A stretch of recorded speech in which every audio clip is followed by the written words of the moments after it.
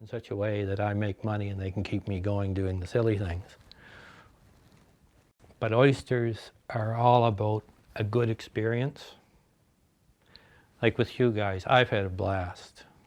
You know, like I've really enjoyed spending time with you guys. And that's the way it is with an oyster. If you take an oyster out, you open an oyster up, you share it with somebody. If you're lucky, maybe you have a sip of beer or a little sip of wine or something along with it. And it's an experience and it's a sharing of something in common.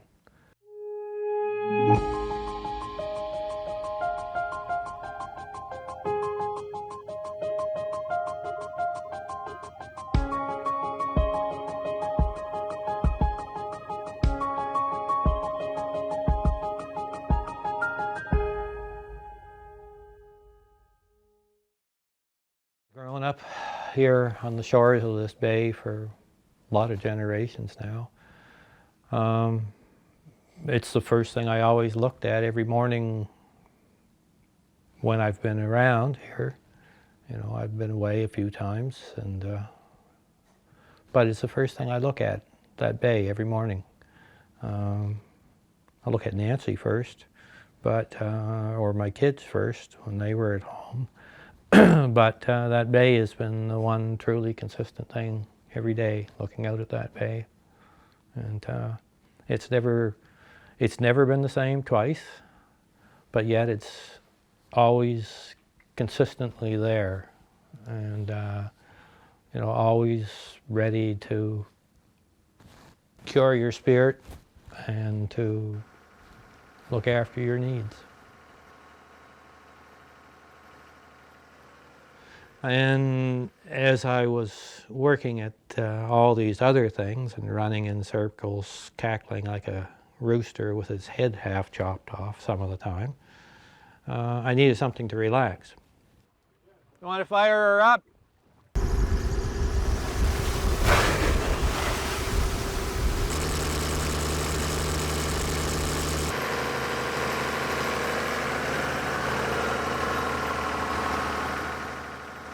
Oyster farming is like a lot of things. It can be as simple as you want to make it. To make it simple, you work in harmony with nature.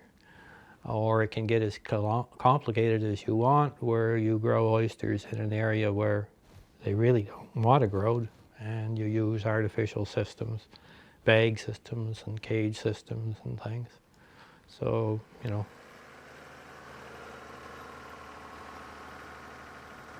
I've found it other places as well. There's so much beauty in the world, but I don't know, this is just the one that I'm so connected with.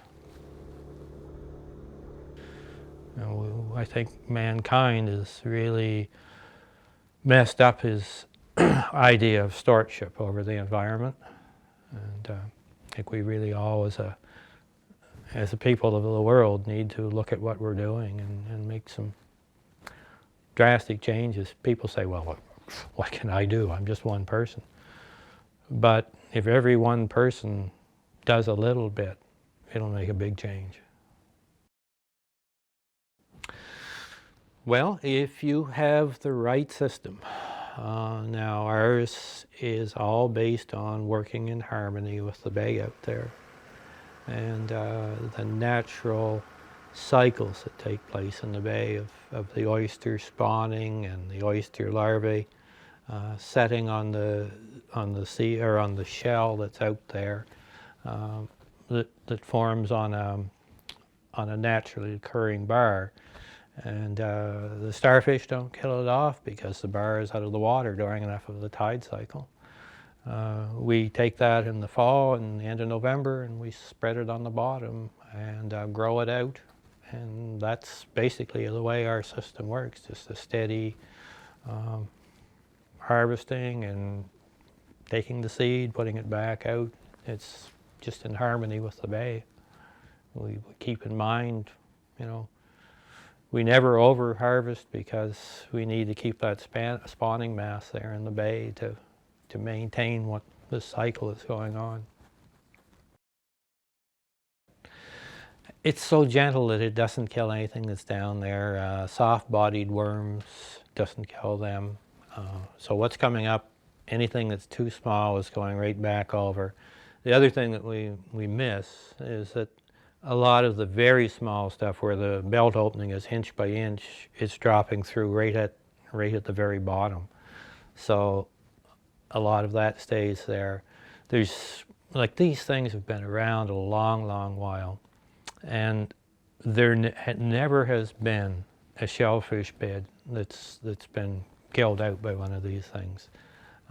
They've always they make the beds better, and it's because they're moving the silt around, and for the clams especially, it makes a habitat that the clam numbers are able to increase in.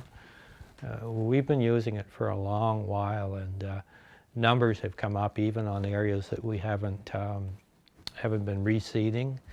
The natural recruitment has been such that it's increased. It just works.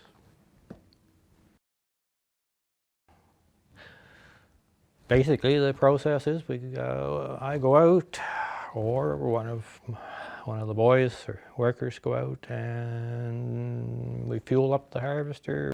You want to fire her up?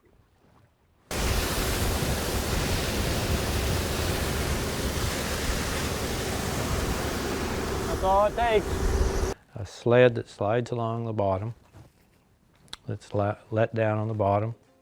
There's a hose that brings water from a water pump down to a manifold that's on this sled. So your water comes out on an angle, hits the bottom, causes a turbulence, which moves the oysters and the shellfish back through a collection head and onto a flat wire belt chain, and that just brings it up to the surface where you can pick them off as frantically as possible.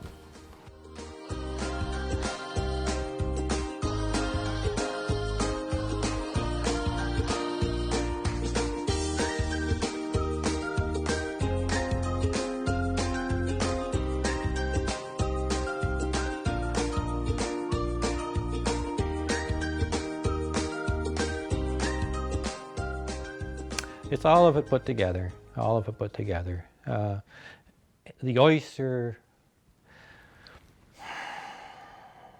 if I had my way, I would never charge for an oyster, because in the native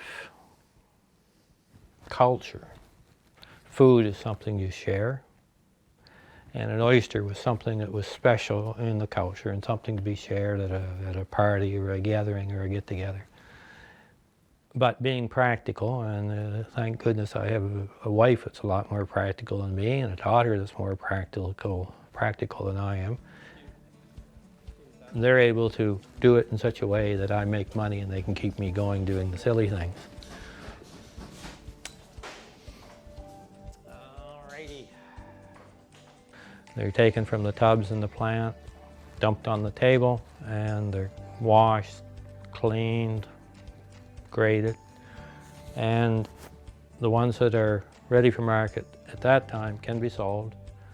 Usually they're put into color-coded bags. We color-code the bags so we know what different grades are in what bag. Then they'll go back out into the bay for storage until we have market for them. Whether it's my First Nations part of me or whether it's just the way I'm put together or what, I don't know. But there always has been a relationship between myself and the land and the creatures of the ocean and of the forest. I just can't quite put it in words. It's just a feeling, and it keeps me going. Like, this is very old land, and everything leaches off the mountains and ends up out in these bays and the estuaries. So the oyster can take all those trace elements and minerals and everything that's there and put them together into a form we can consume ourselves. If everything in the bay is good, what that is going to be really good. But if you've got a big bunch of pesticides and chemicals coming in, it's not so good. Because they'll concentrate that just as well. But my own part in it is to, when I'm through, is to make sure that what I've done in the bay hasn't harmed it, that it's made it, if anything, better rather than worse. So we're try very, very hard to make sure that everything follows the cycles as they should out there. Yeah, it's a good product. It's a good product. I don't run down anyone else's product. I don't believe in doing that, but ours is a very good product.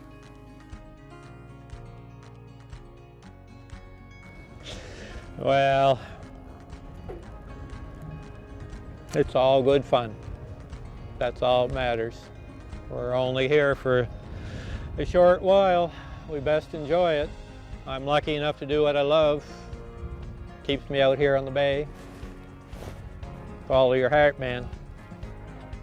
Follow your heart.